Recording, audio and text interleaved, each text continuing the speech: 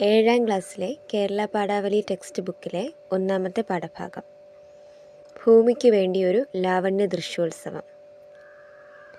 മൂന്നാറിലെ മലനിരകളിൽ 12 വർഷത്തിലൊരിക്കൽ മാത്രം പൂത്തുലയുന്ന കുറിഞ്ഞിപ്പൂക്കളെക്കുറിച്ച് സുഗതകുമാരി ടീച്ചർ എഴുതിയ ഒരു ലേഖനമാണിത്. ആദ്യം നമുക്ക് ഈ പാഠഭാഗം വായിക്കാം. എന്തെന്ത് വിസ്മയ കാഴ്ചകളാണ് പ്രകൃതി ഒരുക്കി വച്ചിട്ടുള്ളത്! ചെറുതും വലുതുമായ ആയിരം അത്ഭുത കാഴ്ചകൾ. ആരാകിലെന്ത് മിഴിയുള്ളവർ നിന്നിരിക്കാം എന്ന കവിവചനം അനർത്ഥമാക്കുന്ന ദൃശ്യഭംഗികൾ ആസ്വദിക്കാൻ കൂടിയുള്ളതാണ് ഈ ജീവിതം. ഭൂമിക്ക് വേണ്ടിയൊരു ലാവണ്യ ദൃശ്യോത്സവം. പ്രകൃതിയുടെ അതിസുന്ദരമായ ഒരു അത്ഭുതമാണ് കുറിഞ്ഞിപ്പൂക്കൾ. നമ്മുടെ കിഴക്കൻ മലകളുടെ മടിത്തട്ടിൽ അവ പന്തീരാണ്ടിലൊരിക്കൽ പൂത്തുലയുന്നു. നീലക്കടൽ പോലെ നിറഞ്ഞുലാവി ആടിക്കളിച്ചു നിൽക്കുന്ന ആ മനോഹര ദൃശ്യം കാണാൻ നിങ്ങൾ ഒരിക്കൽ പോകണം. കണ്ട് കണ്ണും മനസ്സും കുളിർപ്പിക്കണം. എത്ര വാഴ്ത്തിയാലും മതിയാവാത്ത ഒരു വിസ്മയ ദൃശ്യമാണത്. മൂന്നാറിലെ മലനിരകൾ മുഴുവൻ ആ പൂങ്കടൽ. കാറ്റ് വീശുമ്പോൾ തിരയടിച്ചിളകുന്നത് പോലെ അവ ഒന്നിച്ച് നൃത്തം വയ്ക്കുന്നു. ആ നൃത്തത്തിന് സംഗീതമുണ്ട്. ആയിരം വണ്ടുകളുടെയും തേനീച്ചകളുടെയും മന്ത്രസ്ഥായിലുള്ള മൂളൽ. ആയിരം തുമ്പികളുടെയും ചിത്രശലഭങ്ങളുടെയും ചെറുകിളികളുടെയും ചിറകിളക്കങ്ങളുടെ താളമുണ്ട്. ഇളം കാറ്റിൻ്റെ തഴികളുണ്ട്. ആരുടെയോ മധുരസ്വരത്തിലുള്ള ചിരികളുണ്ട്. വനദേവതകളാകാം, ചെറുചോലകളാവാം. നമ്മുടെ ചുറ്റും മനോജ്ഞവും വൈവിധ്യപൂർവവുമായ ഒരു ജൈവലോകം ഉത്സവം കൊണ്ടാടുകയാണ്. കുറിഞ്ഞിത്തേൻ നുകർന്ന് ലഹരി പിടിച്ച വണ്ടുകൾ ആ ഇതളുകളിൽ തന്നെ ചേർന്നുറങ്ങുന്നത് കാണാം. അവയുടെ നീലക്കറുപ്പുമയാകെ മഞ്ഞപ്പൂമ്പൊടി പൂശിയിരിക്കുന്നു. വായുവിലാകെ അനർവചനീയമായൊരു പരിമളം നിറഞ്ഞുലാവുന്നു. ആ വലിയ മലഞ്ചെരുവുകൾ മുഴുവൻ വസന്തം വന്നു നിന്ന് ആഹ്ലാദ നൃത്തം ചവിട്ടുന്ന പോലെ. കണ്ണുകൾ കൂമ്പി ഞാൻ ആ സൗന്ദര്യ ലോകത്തിൽ എല്ലാം മറന്ന് ഏറെ നേരം നിന്നുപോയി. ഒന്ന് ഓർത്തു നോക്കൂ, ഇങ്ങനെ ഒരു പുഷ്പോത്സവം കഴിഞ്ഞാൽ ആ പൂക്കളെല്ലാം മറഞ്ഞു പോകുന്നു. ചിറകുകളെല്ലാം പറന്നകലുന്നു. ചെടികളെല്ലാം അലങ്കാരങ്ങൾ ഊരിവെച്ച് ഒഴിഞ്ഞുണങ്ങി നിൽക്കുന്നു. മലഞ്ചെരുവുകൾ ശൂന്യമായി തീരുന്നു. എല്ലാം നിശ്ചലം, നിശബ്ദം. പക്ഷെ നാം അറിയാത്തതിനാലാണ് ആ പൂക്കളെല്ലാം മണ്ണിൽ വിത്തെറിഞ്ഞു കഴിഞ്ഞു. മണ്ണിനടിയിൽ അവയെല്ലാം കാത്തുകിടക്കുന്നു. ഇനിയൊരു 12 കാലം കഴിയണം. അതുവരെ നീണ്ട തപസ്സിലാണ് കുറിഞ്ഞിച്ചെടികൾ. വീണ്ടും 12 കൊല്ലം കഴിയും. വസന്തം ആകാശത്ത് നിന്ന് കാഹളം മുഴക്കിക്കൊണ്ടിറങ്ങി വരും. ആ വിളി കേൾക്കുമ്പോൾ വിത്തുകളെല്ലാം നെട്ടിയുണർന്ന് പച്ചിച്ചു മിന്നുന്ന കൂപ്പുകൈയോടെ പുറത്തേക്കിറങ്ങി ഉയർന്നു വരും. വീണ്ടും അവ ലക്ഷം മുട്ടുകൾ അണിയുകയായി. ലക്ഷം പുഷ്പങ്ങൾ വിരിഞ്ഞു തുടങ്ങുകയായി. പൂക്കൾ വിളിച്ചിട്ടോ ദൂരെ നിന്ന് ചിറകടികൾ കേട്ടു തുടങ്ങുകയായി. മലഞ്ചെരുവുകളിൽ ഉത്സവത്തിൻ്റെ കേളിക്കോട്ട് മുഴങ്ങുകയായി. നമ്മെപ്പോലുള്ളവർ അമ്പരന്ന് കണ്ടു നിൽക്കുന്നു. ആർക്കു വേണ്ടിയാണ് ഈ ഒരുക്കങ്ങൾ? ഒന്നു മാത്രം എനിക്കറിയാം, എല്ലാം നശിപ്പിക്കുന്നവർക്ക് വേണ്ടിയല്ല, പ്രകൃതിയെ പൂജിക്കുന്നവർക്ക് വേണ്ടിയാണ് ഈ മനോഹാരിത. തീർച്ചയായും നമുക്ക് വേണ്ടിയല്ല, തേനീച്ചകൾക്ക് വേണ്ടി, ശലഭങ്ങൾക്കും വണ്ടുകൾക്കും തുമ്പികൾക്കും കണ്ണിൽ കാണാനാവാത്ത കോടിക്കണക്കിന് പ്രാണികൾക്കും വേണ്ടി. ഭൂമി എന്ന അമ്മയ്ക്കു വേണ്ടിയാണ് ഈ ലാവണ്യ ദൃശ്യോത്സവം. നിങ്ങൾ കുഞ്ഞുങ്ങൾക്ക് ആ കാഴ്ച കാണാൻ ഭാഗ്യമുണ്ടാവട്ടെ. മുൻമൊഴി സുഗതകുമാരി. ഇനി നമുക്ക് ഈ പാഠഭാഗം വിശദമായി പഠിക്കാം.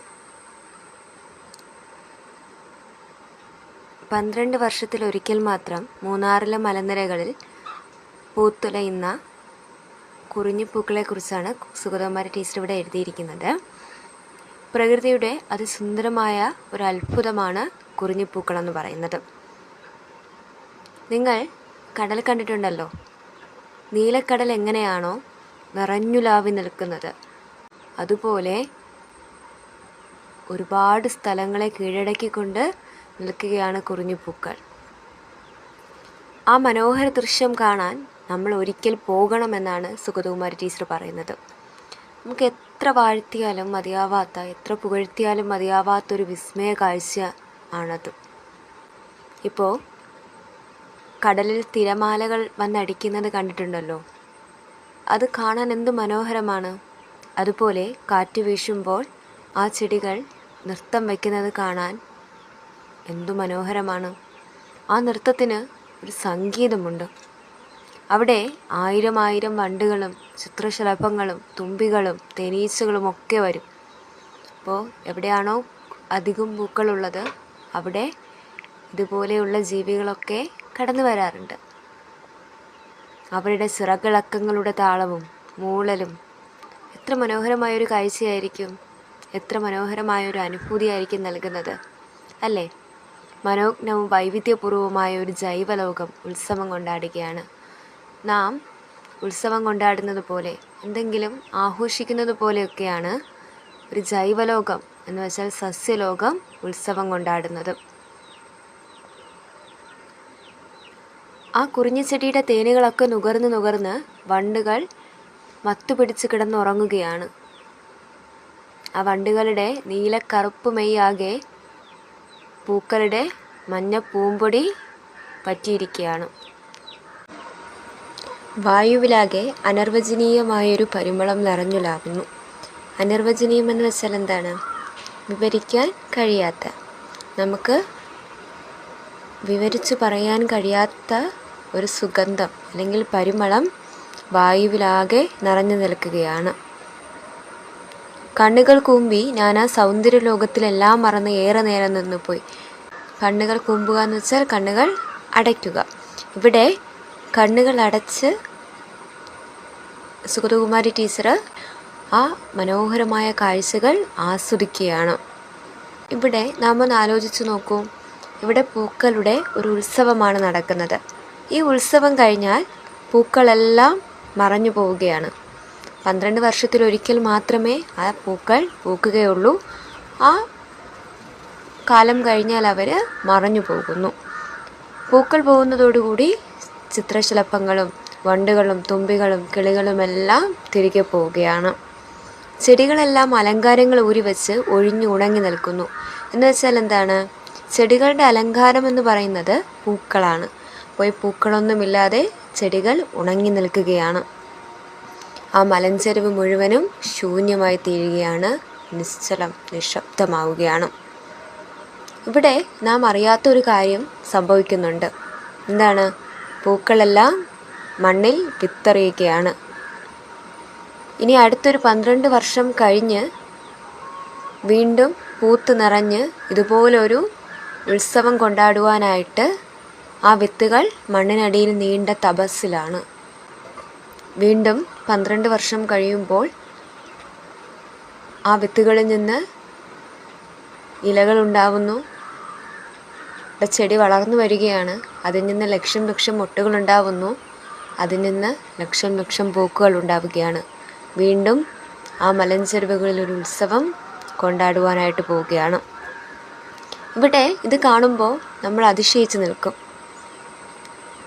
നാം ഈ കാഴ്ച കാണുന്നത് ഒരു അതിശയത്തോടെ, ഒരു അമ്പരപ്പോടുകൂടെ ആയിരിക്കും കാണുന്നത്. ഇവിടെ സുഗതകുമാരി ടീച്ചർ പറയുന്നുണ്ട്, ഈ പ്രകൃതിയുടെ ഈ മനോഹാരിതയൊക്കെ പ്രകൃതിയെ നശിപ്പിക്കുന്നവർക്ക് വേണ്ടിയുള്ളതല്ല, പ്രകൃതിയെ സ്നേഹിക്കുന്നവർക്ക് വേണ്ടിയാണ്, പ്രകൃതിയെ പൂജിക്കുന്നവർക്ക് വേണ്ടിയാണെന്ന് പറയുന്നുണ്ട്. ഇന്നത്തെ നമ്മുടെ സമൂഹത്തിലേക്ക് നോക്കുമ്പോൾ പ്രകൃതിയെ ഓരോ ദിവസവും മനുഷ്യൻ നശിപ്പിച്ചുകൊണ്ടിരിക്കുകയാണ്.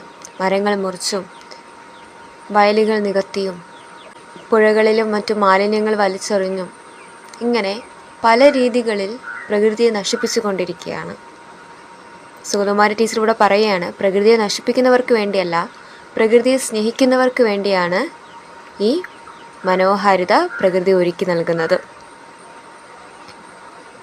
തീർച്ചയായും അത് നമുക്ക് വേണ്ടിയല്ല, തേനീച്ചകൾക്ക് വേണ്ടി, ശലഭങ്ങൾക്കും വണ്ടുകൾക്കും തുമ്പികൾക്കും കണ്ണിൽ കാണാനാവാത്ത കോടിക്കണക്കിന് പ്രാണികൾക്കും വേണ്ടി, ഭൂമി എന്ന അമ്മയ്ക്ക് വേണ്ടിയാണ് ഈ ലാവണ്യ ദൃശ്യോത്സവം. ഭൂമിയെ അമ്മയായിട്ടാണ് സങ്കല്പിച്ചിരിക്കുന്നത്. ഇവിടെ ഭൂമി എന്ന അമ്മയ്ക്ക് വേണ്ടിയാണ് ഈ ലാവണ്യം മനോഹരമായിട്ടുള്ള ഈ ദൃശ്യോത്സവം നടക്കുന്നത്. ഇവിടെ അതുപോലെ തേനീച്ചകൾക്കും ശലഭങ്ങൾക്കും വണ്ടുകൾക്കും തുമ്പികൾക്കും ഇങ്ങനെ നമ്മുടെ മനുഷ്യരുടെ കണ്ണിൽ കാണാനാവാത്ത ഒരുപാട് കോടിക്കണക്കിന് പ്രാണികൾക്ക് വേണ്ടിയാണ് മനോഹരമായിട്ടുള്ള കാഴ്ച പ്രകൃതി ഒരുക്കുന്നത്. അതൊരിക്കലും നമുക്ക് വേണ്ടിയല്ല, എന്നുവെച്ചാൽ പ്രകൃതിയെ നശിപ്പിക്കുന്ന മനുഷ്യർക്ക് വേണ്ടിയല്ല. ഇന്ന് നമുക്കറിയാം, പ്രകൃതിയെ ഈ ജീവജാലങ്ങളൊന്നുമല്ല നശിപ്പിക്കുന്നത്, ഈ ഭൂമിയിൽ ജീവിക്കുന്ന മനുഷ്യരാണ് നശിപ്പിക്കുന്നത്.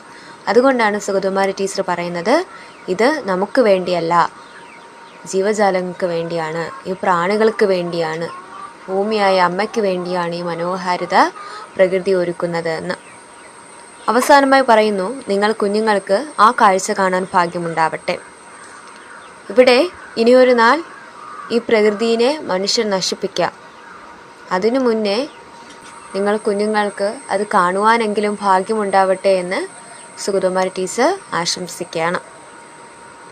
സുഗതകുമാരി ടീച്ചർ എഴുതിയ മുൻമൊഴി എന്ന ലേഖനത്തിലെ ഒരു ചെറിയ ഭാഗമാണ് നമുക്ക് പഠിക്കാനുള്ളത്. എല്ലാവർക്കും മനസ്സിലായെന്ന് കരുതുന്നു. തുടർന്നുള്ള പ്രവർത്തനങ്ങളുമായി അടുത്ത വീഡിയോയിൽ കാണാം. നന്ദി.